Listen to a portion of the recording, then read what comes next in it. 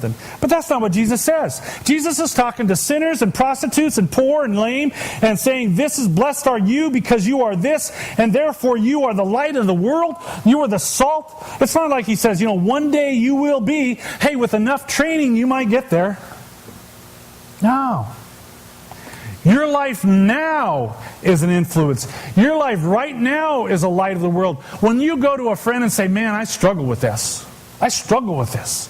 Every day I get up and say, God, I want to live my life wholly for you today. And halfway through the day, I can feel the weakness of my own life creeping in. The meek person would say, hold me accountable, would you? Help me, because I struggle with this.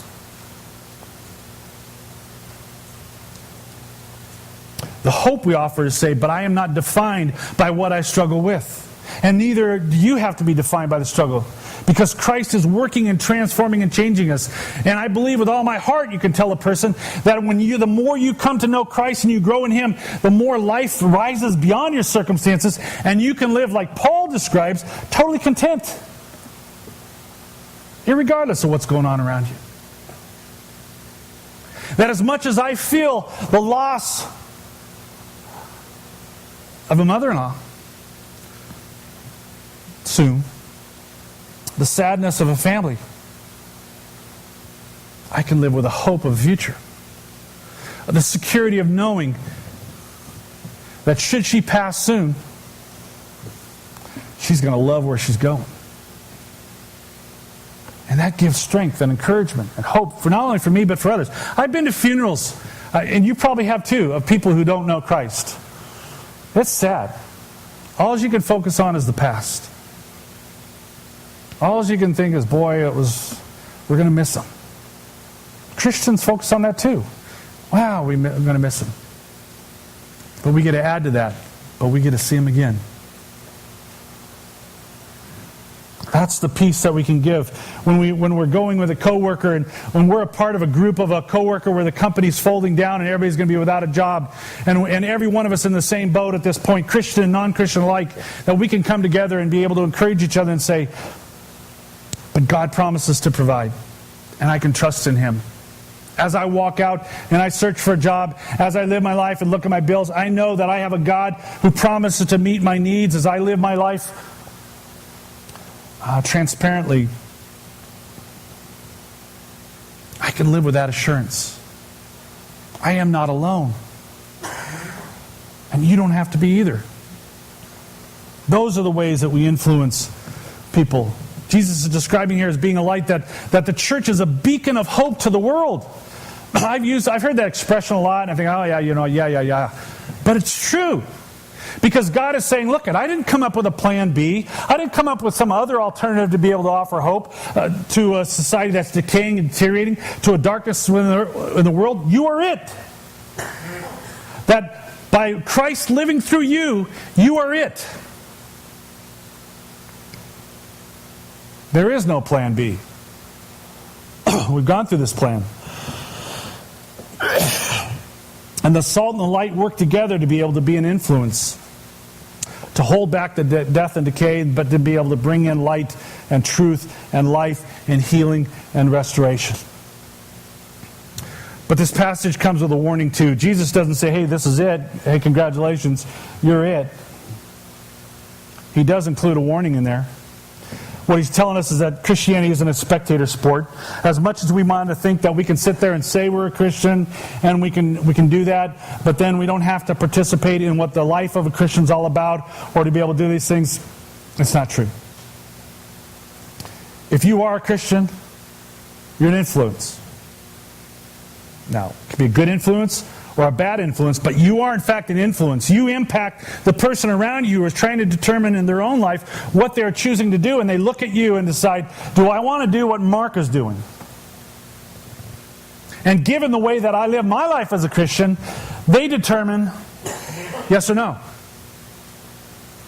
One person had one time written that you might be the only Bible that a person ever opens. How you live your life might impact the way the people see Christ. And so with that then, Jesus really saying is words without action have a negative influence. And he ties that very heavily into this idea of the salt, because salt, they didn't have the Morton salt thing. They didn't have a nice manufacturer that could purify it and put it in a container. They had the Dead Sea, which was basically because of salt, and they would gather it and they would try to sift through it all the impurities. But as they used it, it became impure again, and the more impure the salt was, the less effective it was to do its job.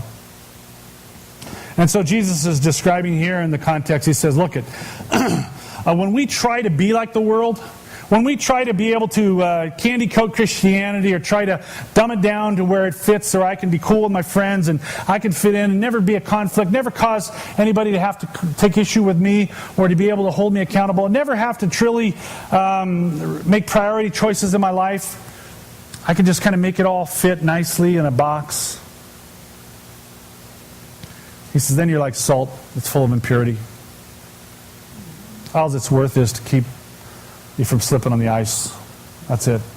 It doesn't influence lives, and it's changed life. And I would dare say, if we would look at it many times, certainly when you hear people talk about the church or Christianity, they often are referencing their own experiences in life where they saw a person who lived for religion and not for relationship. That they saw someone who genuinely wasn't talking about what it means to live with Christ and to walk and allow Him to transform, but it was someone who was living by more of a sense of rules or a standard of rules that somehow tried to be able to justify it. And they see a hollow faith, a powerless faith, and they're thinking, why in the world would I want to add that to my agenda and my schedule and to have to go on now on a Sunday and go, I don't even like singing. Why would I want to go to a church and let's sing, and then some one guy, blabber for a half hour? No. Words without action have a negative influence. And so therefore, how we live our faith makes a difference. It influences how we live our faith. Jesus says here that in the same way, let your light shine before men that they may see your good deeds and praise your Father in heaven.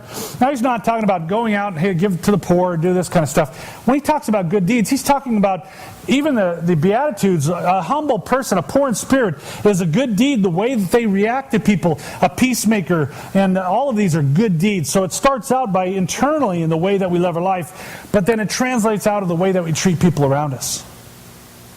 That we are merciful, that we are seeking peacemakers, that we genuinely are trying to forgive and reconcile, that we are in fact helping those that are in need around us. And when we do that, people begin to see that this is something more than just you. Because I know Mark, and he couldn't do that on his own. Something's going on bigger than that. And they begin to be able to look deeper and realize that there's something more than that. A lot of you probably don't even realize, but, Heartland Church started Give Every Child a Chance, which has been around for several years now. And I remember multiple times people say, now why in the world would you do that? Because you don't even talk about Jesus. There's not even religious material you use. It's all academic. Well, my response has always been, because there's a need. And aren't we as Christians called to help meet needs? And I believe in a big enough Jesus who, if He wants to really reach people through it, He can figure out a way to make them think, oh, why would they do that? And start to ask questions and want to be able to know more. Which, certainly in society today, that's the way people view the church. They want to know, do you genuinely care before you want to preach to me? And I think we're all about that in anybody. I just went, I won't go there. No one in here would speak of, but I just won't go there. Anyway, sometimes you can go in situations and you realize they don't really care about you. They're just trying to sell something or whatever. We are called to live a life of influence. But with that being said, Jesus reminds that there is people in the dark that will hate the light. There are people around us. The more that we become salt into a situation, think about salt. You put it in a wound, it hurts. And if you were in a salt in a situation, and sometimes it's going to hurt people. And so therefore there are people too in the dark but there are also people in the dark who long for the light. I mean, it's not just all people who resist, but there are people who are seeking. John 3:19-21 says this, "This is the verdict. Light has come into the world, but men love darkness instead of light because their deeds were evil."